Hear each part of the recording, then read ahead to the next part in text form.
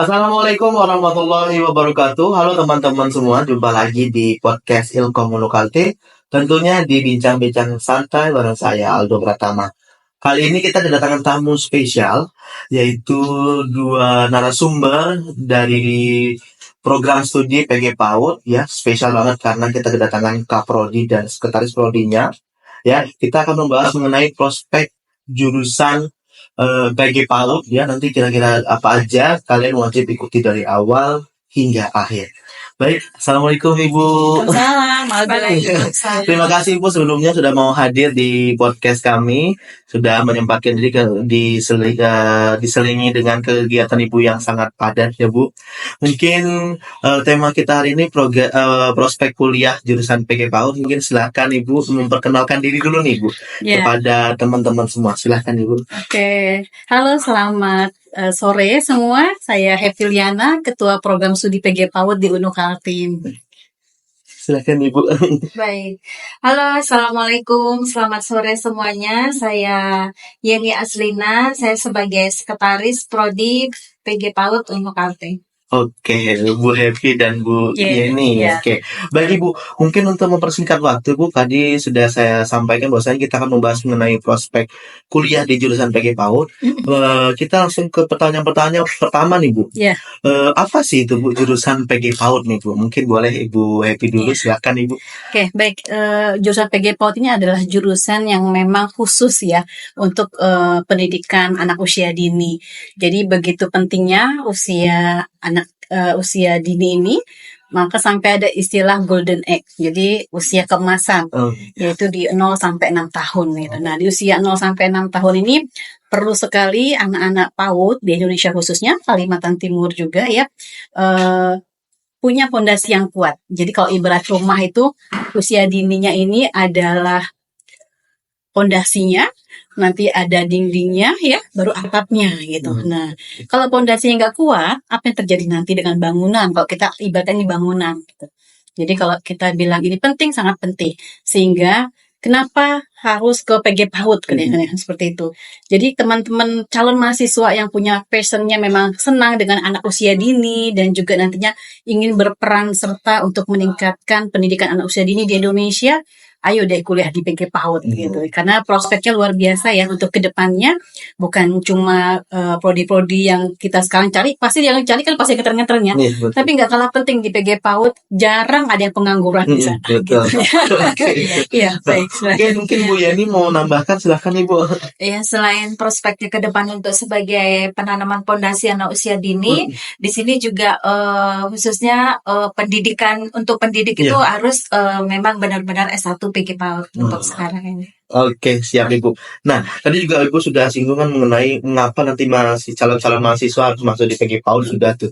Nah, mungkin kita lanjut ke pertanyaan selanjutnya nih. Di PG PAUD nih Bu, mempelajari apa aja sih Bu? Selain mungkin bagaimana perkembangan anak usia dininya, mungkin apa aja sih Bu yang dipelajari mungkin? Boleh Ibu, silakan. Jadi saya di mata kuliah kami yang pertama sekali adalah tentang perkembangan anak. Karena memang perkembangan anak ini yang dalam ya, ilmunya di sana, tumbuh kembangnya, psikologisnya gitu. Jadi ke sana ke anak. Nanti kemudian setelah ada di perkembangan anak masuk ke dalam kurikulumnya gitu. Kurikulum ini sehingga guru yang jadi guru PAUD nantinya paham tentang tumbuh kembang anak dan paham untuk menyelesaikan pembelajaran apa yang sesuai untuk anak itu.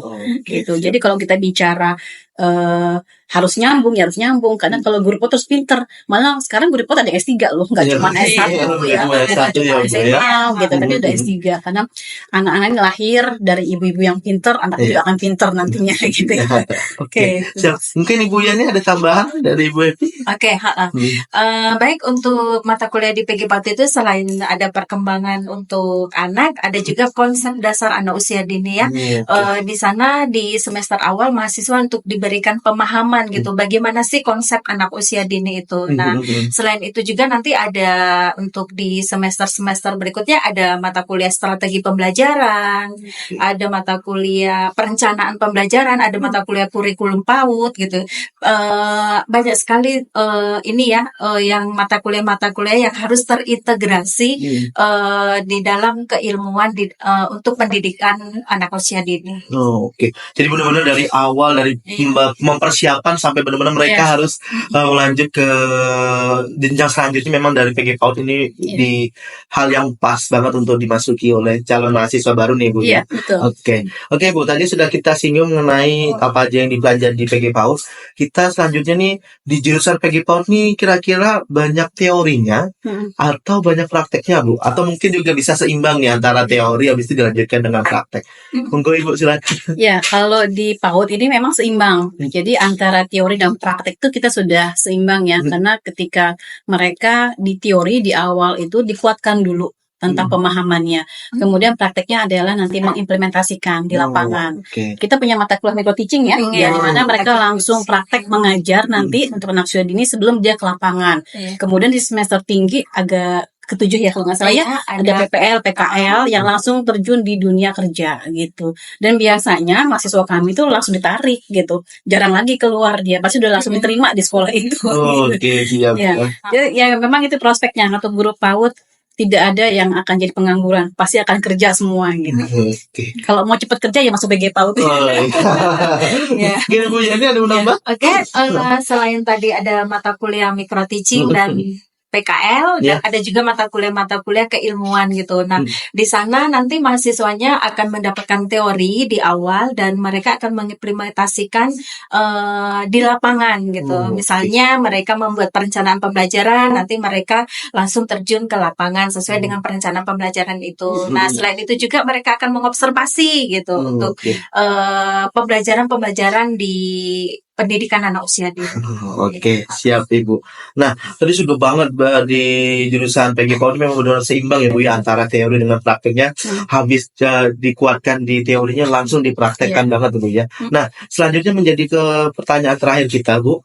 Mungkin prospek lulusan dari PG PAUD nih selain mungkin tadi jadi guru yang pasti, terus itu juga nanti nggak mungkin guru PAUD lulusan PG PAUD tuh nggak dapat kerjaan, pasti langsung dapat kerjaan nih. Mungkin bisa disampaikan ke teman-teman nih yang akan daftar di PG PAUD Unukaltim. Silakan. Itu guru yang paling rendah ya Mas. Jadi guru itu prospek kerja paling rendah. Setelah itu bisa jadi kepala sekolah ya. Kemudian mereka juga bisa kerja di dinas pendidikan gitu. Kemudian di lain kesempatan bisa menjadi peneliti, penulis juga terkait dengan buku PAUD ya. Dan tapi jadi pengusaha atau mendirikan sebuah sekolah anak usia dini gitu. Itu prospek kerjanya ke depan. Jadi maka tadi saya sampaikan nggak ada yang akan nganggur karena kepake semuanya gitu. Ibu Yani ada yang mau ditambah? Iya, mungkin bisa terjun langsung ke praktisi atau ke asesor gitu ya. Nah, itu S1 PAUD ya. Itu S1 PAUD-nya. Gelarnya kan S1 PAUD ya. Iya, betul. Wah, jadi benar-benar nih teman-teman semua wajib nih ya calon-calon mahasiswa yang akan lulus dari SMA ataupun SMK wajib banget nih ya untuk masuk di PG PAUD Unukaltim, terutama yang suka banget sama anak-anak nih. Wah, jurusan PG PAUD ini sangat benar-benar prospek lulusannya udah masa depannya cerah lah ya katanya Bu ya. Nah, mungkin terakhir Bu ya sebelum kita tutup, boleh diajakan Bu ya dari Ibu Happy dan Ibu Yani buat calon mahasiswa baru nih Bu ya. Nanti yang akan daftar di Unukaltim terutama di jurusan PG PAUD. Silakan Ibu. Untuk program kami tahun ini ya Mas Aldo, kita punya rencana membuka kelas RPL. Jadi kelas RPL ini untuk guru-guru PAUD yang sudah bekerja, dia punya masa kerja, kemudian punya sertifikat, udah pernah ikut diklat atau pelatihan, itu kami akui.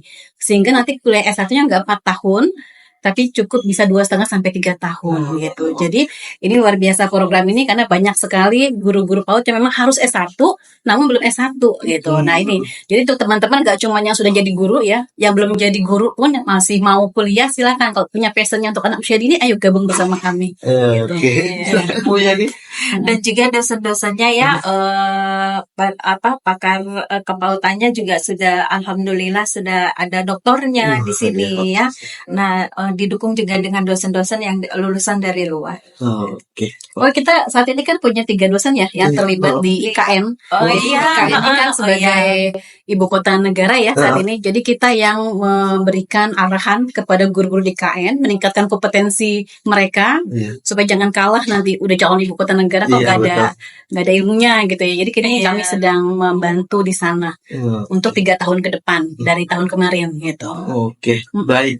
Nah, teman-teman teman-teman sekalian, nah buat kalian semua nih udah dijelaskan banget ya tadi prospek lulusan dari PG PAUD dengan memang sangat luar biasa nih ya. Jadi kalian wajib banget sih untuk masuk di PG PAUD, terutama di Universitas Nahdlatul Ulama Kalimantan Timur. Baik Ibu Happy dan Ibu Yani, terima kasih sudah hadir di podcast kami. Semoga kita nanti bisa kolaborasi lagi untuk tema-tema yang bertema dengan pendidikan anak usia dini. Karena sangat menarik nih kayaknya ya Bu ya, dan depan kita akan kolaborasi. Dan terima kasih juga teman-teman sekalian sudah nonton video ini dari awal hingga akhir. Saya Aldo Pratama serta kerabat kerja yang bertugas pamit undur diri. Saya akhiri, wassalamualaikum warahmatullahi wabarakatuh. Waalaikumsalam.